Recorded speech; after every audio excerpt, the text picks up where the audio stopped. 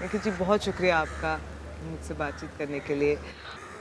सबसे पहले मैं जानना चाहूँगी कि ये थिएटर का सफ़र कैसे शुरू हुआ आपकी ज़िंदगी में? मेरा थिएटर का सफ़र एक्सीडेंटली शुरू हुआ। अच्छा, मैं कभी थिएटर में आना नहीं चाहता था। अच्छा।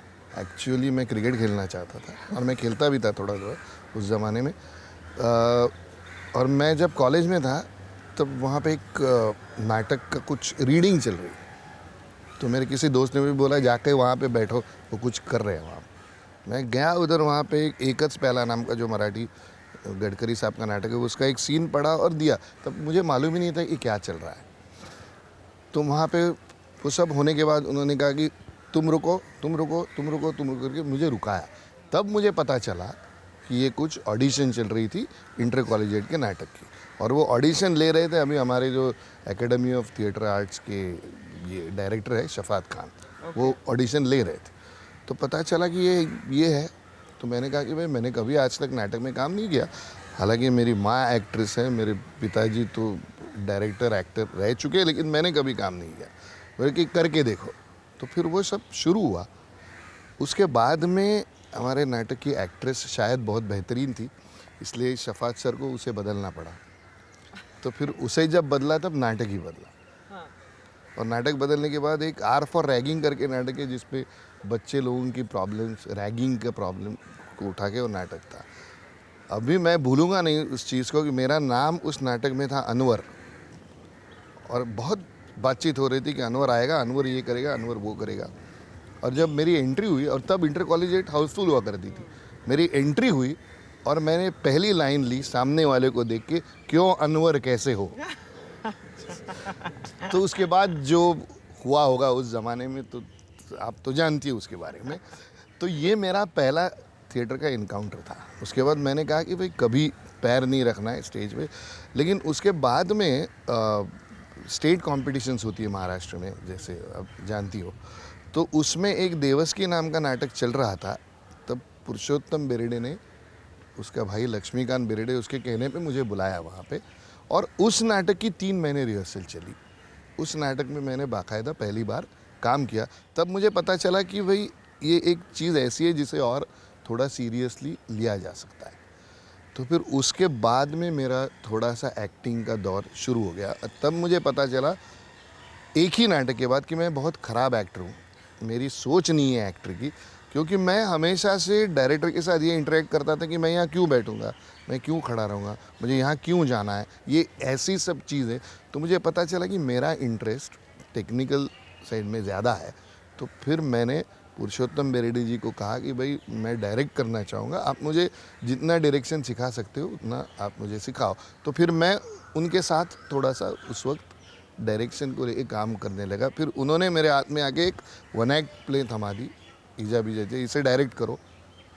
और ऐसे मैंने उस 1 एक्ट प्ले को डायरेक्ट किया। यानी मेरा गुरु, मेरे एक्चुअली लोगों को लगता है कि पिताजी थे, मेरे नहीं, मेरे गुरु वैसे पुरुषोत्तम बेरडे थे। और फिर उसके बाद में एमेटर नाटक डायरेक्ट करना शुरू हो गया। फिर एक हद के बाद मेन स्ट्रीम थिएटर में गया और ऑलमोस्ट 30 साल हो गए। तो पेरेंट्स का क्या रिएक्शन था जब आप, क्या वो खुश थे या वो भी चाहते थे कि आप क्रिकेटर बने?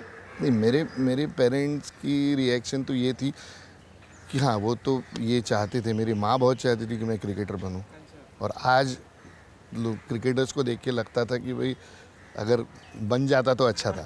नहीं, और लेकिन मेरे पिताजी जो थे वो लेड बैक थे, उनको कोई लेना देना नहीं था। तो मैंने उनको एक दिन जाके कहा कि भाई मुझे थिएटर करना है। उस वक्त मैं जॉब भी करता था बैंक ऑफ इंडिया में।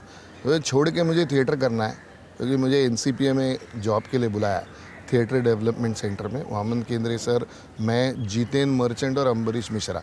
तो उन्होंने बोला करो। फिर मैंने कहा कि मुझे वो भी छोड़ना है। उन्होंने बोला छोड़ो। तो मैंने उनसे कहा कि भाई अब मुझे थिएटर में प्रोफेशन करना है, ये मेरा करियर होगा, करो। तो एक दिन मेरी माँ ने पूछा कि आप ये करो करो क्या कर रहे हो। तो उन्होंने कहा कि वो अपने लिए गड्ढा खुद खोद रहा है, अगर अंदर गिरा वो खुद, उसको कुछ लगा तो अपने आप वो उसको ठीक हो जाएगा, अगर फ्रैक्चर हुआ तो हम लोग देख लेंगे क्या करना है। तो दिस वॉज द एटीट्यूड। तो उन्होंने मुझे कभी नहीं बोला कि ये करो या ये मत करो, या फिर जब भी मैंने प्लेस भी चूज़ किए तो ये नाटक करो, ये नाटक मत करो, कभी नहीं। वो इधर ग्रैंड रिहर्सल को आते थे या पहले शो को। Any kind of final message आप देना चाहेंगे जो बडिंग डायरेक्टर्स हैं? मुझे ऐसा लगता है कि जब हम लोग 20 नाटक करेंगे उसमें से एक ही नाटक शायद अच्छा होगा, लेकिन वो एक अच्छा नाटक करने के लिए 20 करने पड़ते हैं।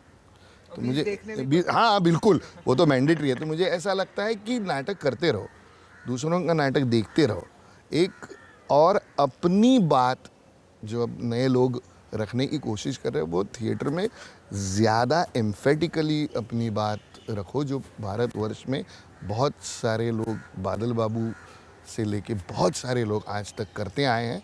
तो और हमारे यहाँ पे महाराष्ट्र में तो जो मैंने जैसे कहा, बड़े बड़े प्ले राइट्स की ट्रेडिशन है, बड़े एक्टर्स की ट्रेडिशन है, तो उनको लेके and I must say that 30 साल में एक चीज़ के लिए मैं अपने आप को बहुत फॉर्चुनेट मानता हूँ कि मैंने बहुत बड़े बड़े एक्टरों के साथ काम किया और उनको डायरेक्ट किया। पता नहीं उन्होंने मुझे कैसे एक्सेप्ट किया एज अ डायरेक्टर, लेकिन ये उसमें भक्ति बर्वे जी से लेके डॉक्टर लागू, मधुकर तोरण, I can give a list of great performers. तो ये बात है, तो मुझे ऐसा लगता है कि संदेश नहीं है, लेकिन थिएटर करते रहो। जो अपनी बात कहनी है वो इस मीडियम से कहो, क्योंकि ये मीडियम डेड मीडियम नहीं है। एक बार शूट हुआ ख़त्म हुआ ऐसा नहीं होता।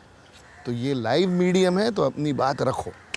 सही है। और थिएटर वो कहते भी है कि करत की विद्या है, तो वो पढ़ के तो नहीं होगा, वो करके ही होगा। Thank you so much Vijay Kingsley for joining us on this program. Thank you so much.